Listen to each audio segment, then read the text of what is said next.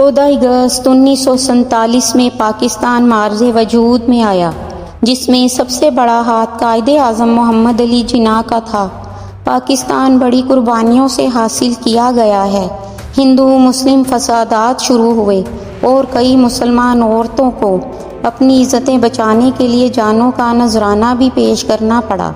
ہندوستان سے ہجرت کر کے مسلمان پاکستان تک آ پہنچے، کئی راستوں میں ہی لٹ گئے، رات کی تاریکی میں بھی سفر کرنا پڑا۔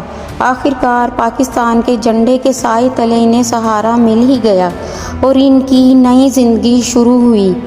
نہیں تو انگریز حکومت اور ہندوؤں کی غلامی میں عمر گزارنا بہت ہی مشکل تھا۔ اللہ کا شکر ہے کہ ہم ایک آزاد مملکت کے بسنے والے ہیں، ہم پاکستانی ہیں۔ پاکستان کا نام ہی پاک سے شروع ہوتا ہے۔